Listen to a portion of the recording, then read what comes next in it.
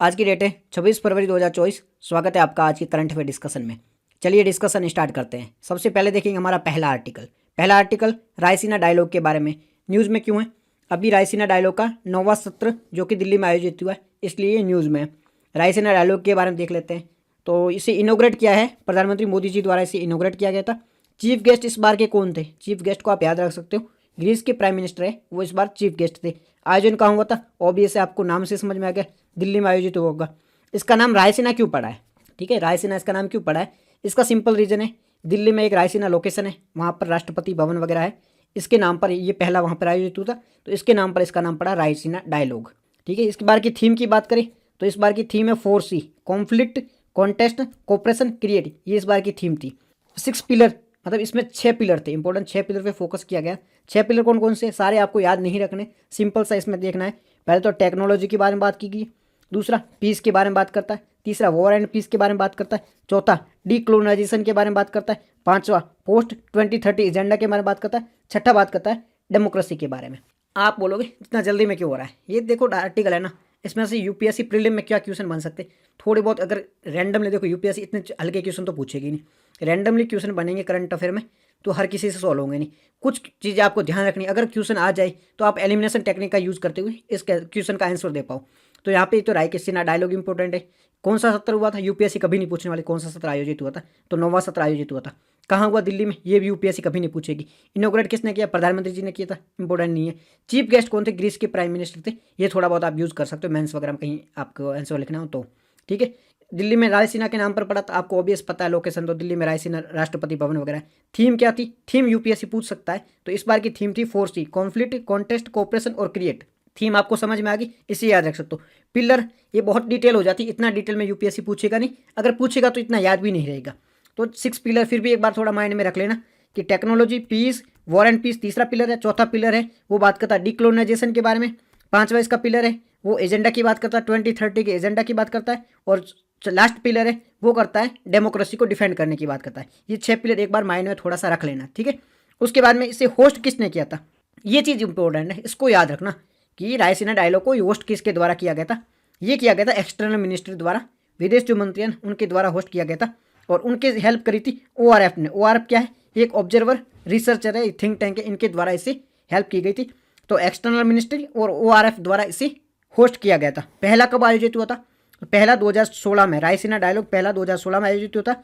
ये एनुअल है, हर साल इसे आयोजित किया जाता है। तो इसमें ये चीज़ें इंपॉर्टेंट थी, पहले होस्ट एक्सटर्नल मिनिस्ट्री और ORF द्वारा किया गया था। पहला कब हुआ था? 2016 में आयोजित हुआ था। हर साल आयोजित हुआ था? जी हाँ, ये हर साल आयोजित हुआ था। और कहाँ होता है? दिल्ली में होता है, ये चीज़ आपको याद हो जाएगी। और ग्रीस के प्राइम मिनिस्टर चीफ गेस्ट थे। तो ये कुछ चीज़ आप याद रख लो, आपका आंसर बन जाएगा। अभी इवेंट कितने दिन का होता है? 3 दिन का इवेंट होता है। कितने लोगों ने पार्टिसिपेट किया था? 2500 से प्लस लोगों ने, 115 देशों के जो लोग थे वो शामिल हुए थे। ORF के बारे में बात करें तो ORF 1990 में 1990 में बना था। ये थिंक टैंक है, काम क्या करता है? गवर्नमेंट की हेल्प करता है, एक्सटर्नल मिनिस्ट्री की हेल्प करता है कि हमारा जो विदेश रिलेशन है, फॉरेन रिलेशन है, वो किस प्रकार के होते हैं, उसके लिए ORF काम करता है। तो इसमें कुछ चीज़ें वो आप याद रखोगे तो आपका आंसर बन जाएगा। बाकी कितने लोग थे, कितने दिन का होता है, ये सारी चीज़ें मतलब काफ़ी ज़्यादा डिटेल में दे रखा है ये आर्टिकल। आप पढ़ोगे तो आपको समझ में आ जाएगा। ये जो यहाँ पे देखोगे तो ये काफ़ी डिटेल में, इतनी चीज़ें याद नहीं रहती और पूछता भी नहीं है, तो इसलिए दे रखा है, तो आपके मन में ना रहे कि भाई हमें दे नहीं रखा, हम पढ़े कहाँ से। करंट अफेयर का रहता है ये बूथ के भाई कहाँ से पढ़े, कहाँ से पढ़े, तो इतनी सारी चीज़ें नहीं पढ़नी होती, इतना पूछता भी नहीं, पूछता याद भी नहीं रहता है। आप ऐसे करोगे ना, आप अपनी स्टेटिक्स है, कोर सब्जेक्ट है, उसे कवर कर लो, आपका प्रीलिम निकल जाएगा। इतना ध्यान देने की जरूरत नहीं करंट अफेयर पे। कुछ चीज़ें होती मेन होती है, उसे ध्यान दे लो, करंट अफेयर हो जाता है, ठीक है। तो हमारा पहला आर्टिकल हो गया। चलते दूसरे आर्टिकल की ओर। हमारा दूसरा आर्टिकल है नैनो पार्टिकल्स के बारे में है। क्या बात करता है? नैनो प्लास्टिक के बारे में आर्टिकल जो हमारा दूसरा आर्टिकल है, जो बात करता है नैनो प्लास्टिक, यानी छोटे प्लास्टिक होते हैं उनके बारे में बात करता है। न्यूज़ में क्यों है? अभी रिसर्च में पाया गया है कि हमारे 1 लीटर की जो पानी की बोतल होती है ना, उसमें हजारों नैनो जो प्लास्टिक होते हैं वो पाए जाते हैं। आप 1 लीटर पानी पीते हो प्लास्टिक की बोतल में, उस पर काफ़ी सारे हजारों की संख्या में नैनो प्लास्टिक होते हैं, इसलिए न्यूज़ में। ऑब्वियस रीजन हमें पता भी है, और न्यूज़ हमारे लिए खास इंपॉर्टेंट होती नहीं, इस पर क्वेश्चन बनेगा नहीं।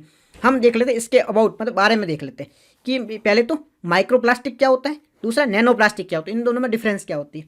इस पर क्वेश्चन बन सकता है? जी हाँ, इस पर क्वेश्चन बन भी सकता है। अगर साइंस एंड टेक्नोलॉजी होगी तो कुछ ऐसी आपको एलिमिनेशन में काम आ जाए कि नैनो प्लास्टिक क्या होता है, माइक्रो प्लास्टिक, या मेंस में आप लिख सकते हो इस पे आंसर कि कितना हानिकारक हो सकता है। तो माइक्रो प्लास्टिक के बारे में बात करें तो ये काफ़ी छोटा होता है, एक्सट्रीमली स्मॉल होता है, साइज़ की बात करें तो 100 नैनोमीटर से 5 मिलीमीटर तक होता है। इसकी साइज़ ही बता रहा हूँ, 100 नैनोमीटर से 5 मिलीमीटर तक इसकी साइज़ होती है।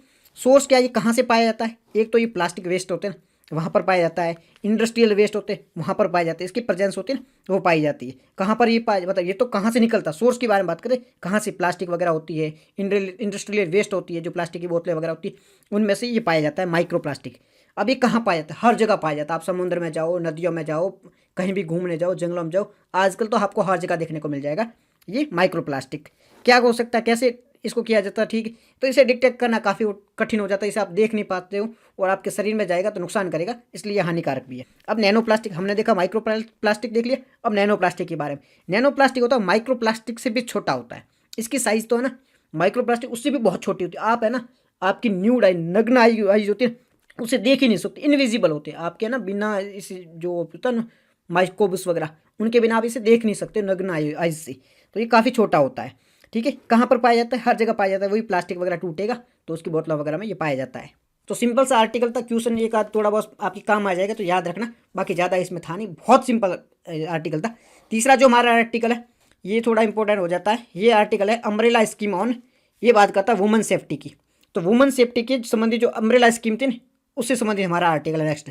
तो न्यूज़ में अभी आर्टिकल क्यों आया, क्या रीज़न होगा इसके लिए न्यूज़ में आया? तो ये न्यूज़ में इसलिए आया है कि अभी यूनियन कैबिनेट है, उनके द्वारा होम मिनिस्ट्री का एक प्रपोजल था कि ये जो विमेन के लिए एक अम्ब्रेला स्कीम है ना, उनको आप आगे एक्सटेंड कर लो। तो ये यूनियन कैबिनेट के द्वारा इसे अप्रूव कर दिया गया है।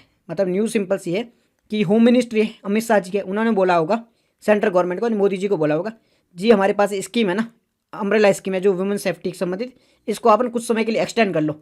तो अमित शाह जी को कौन मना करेगा? तो यूनियन कैबिनेट ने इसे एक्सेप्ट कर लिया है। ठीक है जी, इसलिए न्यूज़ में तो न्यूज़ इंपॉर्टेंट है नहीं, खास कोई न्यूज़ इंपॉर्टेंट है नहीं हमारे लिए। तो इसके बारे में जो स्कीम है इसके बारे में थोड़ा बहुत देख लेते हैं, ये इंपॉर्टेंट हो सकती है। न्यूज़ ज़्यादातर इंपॉर्टेंट होती ही नहीं है, आप उसके बारे में अंदर से देखोगे वो चीज़ें इंपॉर्टेंट हो जाती है। तो स्कीम क्या है? Women safety on umbrella scheme, मतलब अम्ब्रेला स्कीम है वुमेन सेफ्टी पर। ये तो इसके बारे में बात करें तो सबसे पहले ये क्या काम करती है, क्यों स्कीम लाई गई थी, इसका एम क्या है, उद्देश्य क्या है? ये महिलाओं की सुरक्षा की बात करते हैं, वुमेन सेफ्टी को इंश्योर करने का काम करती है। सिंपल बात है, महिलाओं को सेफ्टी यानी महिलाओं की सेफ्टी को इंश्योर करने का काम करती है। बजट कितना है इसका? इसके लिए 1100 करोड़ का फंड एलोकेट किया है। क्या आपको बजट याद रखना है कितना करोड़ का? नहीं, आपको इतना डेटा छोटा याद रखने की जरूरत भी नहीं है, मेंस में भी इतना स्पेसिफिक डेटा देने की जरूरत नहीं है। तो कितना बजट एलोकेट किया है? 1100 करोड़ का किया है फंड। कुछ फंड है होम मिनिस्ट्री देगी और कुछ है वो निर्भया फंड वैसे लिया जाएगा। ये भी आपको डेटा याद रखने कहाँ से लिया जाएगा ये भी आपको याद रखने की जरूरत नहीं पड़ेगी। बट ये चीज़ आप याद रखना, फंड है ना वो सेंट्रल गवर्नमेंट दे रही है, केंद्र सरकार द्वारा फंड दिया जा रहा है। ये चीज़ आप याद रखना, कौन देगा, कहाँ से देगा, कितना देगा, नहीं, सेंट्रल गवर्नमेंट इसका फंड देगी। कुछ फंड है वो निर्भया फंड में से दिया जाएगा, ये चीज़ आप याद रखना, इस पर क्वेश्चन बन सकता है। ठीक है जी, ये देख लिया। अब इस स्कीम में क्या किया जाएगा? इस स्कीम में क्या किया जाएगा? महिलाओं की सेफ्टी के लिए काम किया जाएगा। कैसे किया जाएगा? जो महिला हैं उनकी सेफ्टी को इंश्योर किया जाएगा, महिलाओं को किस प्रकार से सेव किया जाए, उनको किस प्रकार से अवेयर किया जाए, क्या क्या प्रॉब्लम महिलाओं के लिए चल रहा है, उन सारी जो स्कीम जो भी चल रही है उनको मर्ज किया जाएगा। महिलाओं संबंधित जितनी भी स्कीम चल रही है उनको मर्ज किया जाएगा, उन सब के बारे में देखा। मर्ज में तो सबको मिलाया नहीं जाएगा, सबको एक जॉइंट किया जाएगा। मतलब वो स्कीम है, वो जो स्कीम है, उसमें अलग डेटा उठाया जाएगा, उनका फ़ायदा वो महिला को दिया जाएगा। और वैसे भी महिलाओं के लिए तो काफ़ी सारी स्कीमें चल रही है। जैसे कि आप बात करोगे महिलाओं को फॉरेंसिक लैब है, पहले क्या फॉरेंसिक लैब की इतनी व्यवस्था नहीं थी, तो अगर रेप वगैरह ऐसा कोई केस आता था तो उसके लिए प्रॉपर व्यवस्था नहीं थी। तो अब फॉरेंसिक लैब है, उसको काफ़ी एडवांस किया जा रहा है। और भी जो सेफ्टी के संबंधित स्कीमें चल रही है, एक्ट चल रहे हैं, उन पर काफ़ी ध्यान दिया जा रहा है। तो ये काम किया जाएगा। एम वही हमने देख लिया। तो ये अम्ब्रेला स्कीम थी वुमेन सेफ्टी से संबंधित। कितना आपको याद रखना है? बहुत सिंपल सा याद रखना है, यूनियन मिनिस्टर ने प्रपोजल दिया था, उसे एक्सेप्ट कर लिया। पहली चीज़ क्या करेगी? वुमेन सेफ्टी इंश्योर करेगी। ये आपको तो स्कीम देख के समझ में आ जाएगा। फंड सेंट्रल गवर्नमेंट देगी फंड, और निर्भया फंड इसमें हेल्प करेगी, तो सेंट्रल गवर्नमेंट इसका फंड देगी। बस इतनी चीज़ याद है, बाकी कोई इसमें याद नहीं करा। मेंस में आप लिखना होगा तो इससे संबंधित कोई स्पेसिफिक मेंस में भी क्वेश्चन नहीं आने वाला है। तो ये हमारी स्कीम होगी इससे संबंधित। चलते हमारे नेक्स्ट आर्टिकल की ओर।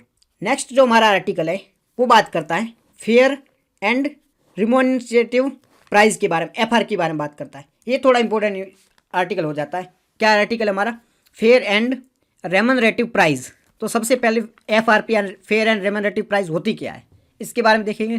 फिर न्यूज़ में क्यों, पहले तो न्यूज़ में देख लेते, बाद में इसके बारे में देखते।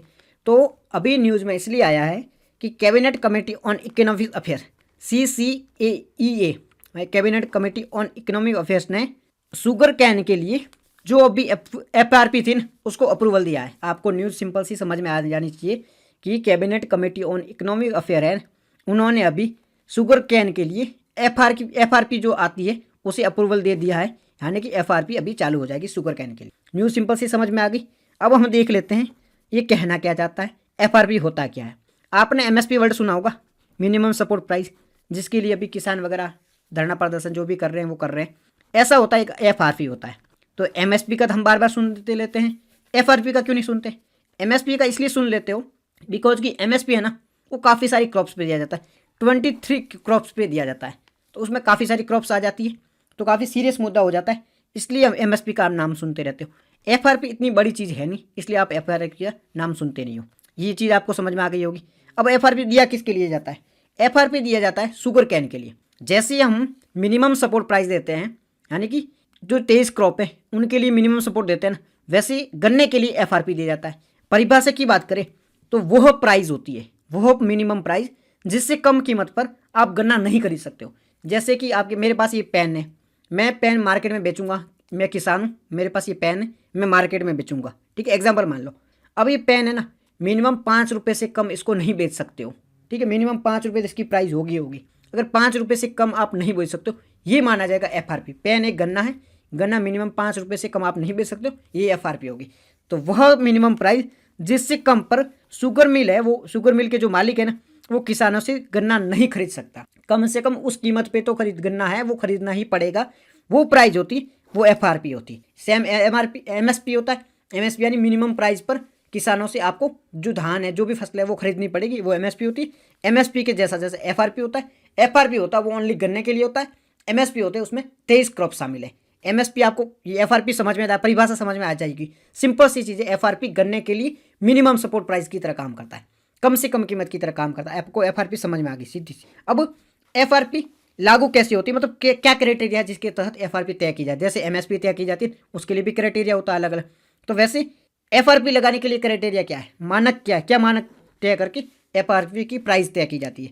अब मानक में पहले तो ये डिटरमाइन किया जाता है इसकी क्वांटिटी कितनी है, शुगर मिल जो शुगर उससे मिलती है ना, एक गन्ना है उससे कितनी शुगर मिल सकती है, वो रिकवरी रेट की जाती है, ठीक है।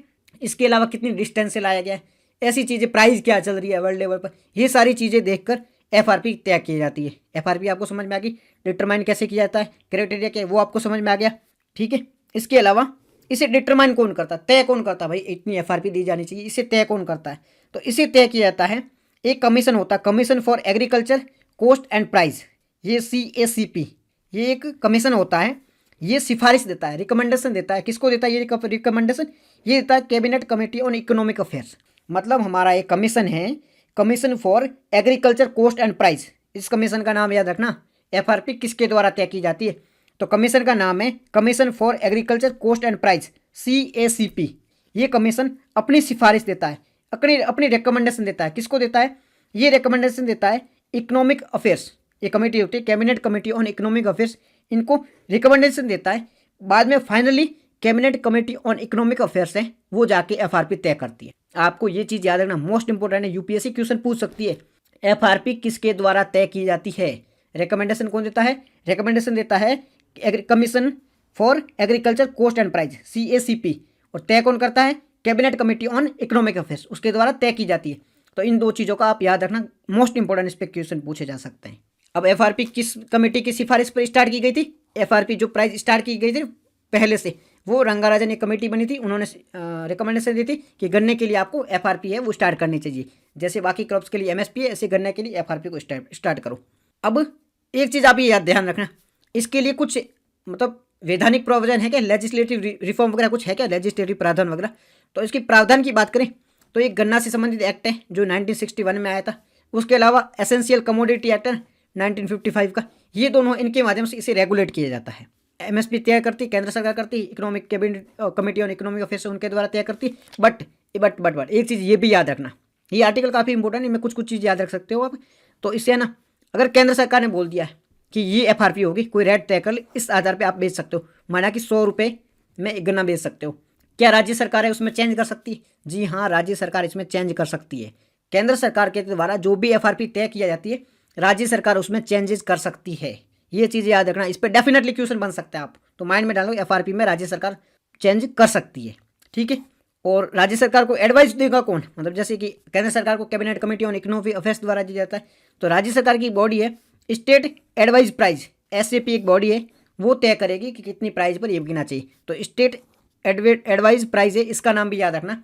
ये क्या करती है, राज्य सरकार को एफआरपी तय करने के लिए एडवाइस करती है। तो ये तो देख लिया हमने एफआरपी के बारे में। अब गन्ने का बार बार जिक्र हुआ है, शुगर कैन का जिक्र हुआ है, तो एक बार शुगर कैन के बारे में देख लेते हैं। सबसे पहले शुगर कैन होता है ना, उसे मिलता क्या, मतलब शुगर कैन इतना चर्चा में, क्या फ़ायदा होता है। आपने शुगर शर्करा वगैरह देखिए, शुगर है, गुड़, जेगरी, वो शुगर कौन से, खंडश्री जो होती है ना, खांड चीनी वगैरह होती है, वो इथेनॉल है, ये सारे शुगर से मिलते हैं। इन सारी चीज़ों का सोर्स है वो शुगर है। शुगर, गुड़, जेगरी यानी खंडश्री और इथेनॉल, ये सारे शुगर से मिलते हैं, ठीक है। अगर शुगर की बारे में बात करें तो भारत में शुगर के टॉप राज्य कौन से, कहाँ का शुगर सबसे ज़्यादा पाई जाती है। पहले नंबर पे यूपी आता है, फिर महाराष्ट्र, फिर कर्नाटक, तमिलनाडु, बिहार। ये याद रखना है टॉप राज्य कौन सा आता है। जी हाँ, आपको याद रखना है। बाई एंड चांस अगर पूछ ले तो आपको माइंड में होना चाहिए टॉप राज्य कौन सा है, यूपी, महाराष्ट्र है, ठीक है। इसमें शुगर में सुक्रोज होता है, ये तो नॉर्मल चीज़ आप याद रख सकते हो, ठीक है। ये चीज़, एक और चीज़ है, इंपॉर्टेंट चीज़ है, याद रखना। शुगर के लिए कंडीशन कैसी होनी चाहिए, कैसा टेम्परेचर, वेदर वगैरह होना चाहिए, ये चीज़ याद रखना। शुगर के लिए सबसे पहले कंडीशन क्या, तापमान है ना, 21 to 27, 21 से 27 डिग्री सेल्सियस तापमान होना चाहिए, 21 से 27 डिग्री सेल्सियस तापमान होना चाहिए, ठीक है।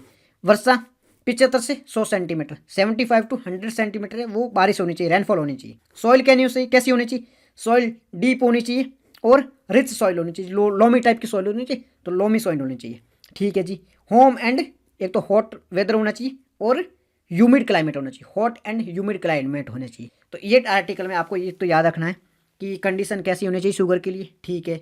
शुगर से क्या क्या मिल सकता है, ठीक है। शुगर के लिए टॉप राज्य कौन सा है, ठीक है। फिर कौन कौन मतलब केंद्र सरकार में प्राइस तय की तो राज्य सरकार इसमें चेंज कर सकती है, जी हाँ, ये चीज़ है, आप इसमें याद रख सकते हो। तो ये काफ़ी इंपॉर्टेंट आर्टिकल था। चलते हमारे नेक्स्ट आर्टिकल की ओर। नेक्स्ट जो हमारा आर्टिकल है वो है flood management and border area programme से संबंधित है। न्यूज़ में क्यों है, अभी यूनियन कैबिनेट के द्वारा flood management and border area programme को अप्रूवल दे दिया है, इसलिए न्यूज़ खास इंपॉर्टेंट है नहीं, इसके बारे में देख लेते हैं। तो सबसे पहले ये एक सेंट्रली स्पॉन्सर्ड स्कीम है, केंद्र सरकार प्रायोजित स्कीम है, मतलब केंद्र सरकार स्पॉन्सर्ड का मतलब राज्य सरकार और केंद्र सरकार दोनों मिलकर उसमें पैसे देंगे। तो एक सेंट्रली स्पॉन्सर्ड स्कीम है, केंद्र सरकार और राज्य सरकार दोनों मिलकर फ्लड के लिए पैसे देगी। केंद्र सरकार और राज्य सरकार को टेक्निकल सपोर्ट भी देगी और फाइनेंशियल असिस्टेंट यानी वित्तीय सहायता भी देने का काम करेगी। ऑब्जेक्टिव क्या है, ऑब्जेक्टिव सेम है, फ्लड को रोकना, इरोजन को रोकना, इस प्रकार जो भी इंफ्रास्ट्रक्चर वगैरह डैमेज होता है उसको रोकने का काम करेगा। नोडल मिनिस्ट्री क्या है, इंपॉर्टेंट चीज़ है इस स्कीम के लिए। नोडल मिनिस्ट्री क्या है, नोडल मिनिस्ट्री कौन सी है, तो डिपार्टमेंट ऑफ वाटर रिसोर्सेस है, वो इसके लिए नोडल है। और ये डिपार्टमेंट कौन सी मिनिस्ट्री में आता है, ये डिपार्टमेंट आता है जल शक्ति मिनिस्ट्री में, तो जल शक्ति मिनिस्ट्री इसके लिए नोडल मिनिस्ट्री का काम करेगी। ये लॉन्च कब किया गया था, लॉन्च 2007 में किया गया था, इसे लॉन्च किया गया था। और ये आया था 5 ईयर प्लान आया था, उसके दौरान इसे लॉन्च किया गया था, 12वां 5 ईयर प्लान था, इसके द्वारा इसे लॉन्च किया गया था। कंपोनेंट कौन कौन सी है, मतलब कितनी कैटेगरी क्या है, जैसे कि इस स्कीम के तहत 90% है वो तो केंद्र सरकार देगी, 10% है वो स्टेट सरकार के द्वारा दिया जाएगा, अलग राज्यों के हिसाब से अलग अलग हो सकता है। तो ये चीज़ आपको याद नहीं रखनी है, कितना केंद्र सरकार देगी कितना राज्य सरकार देगी कैसे नहीं।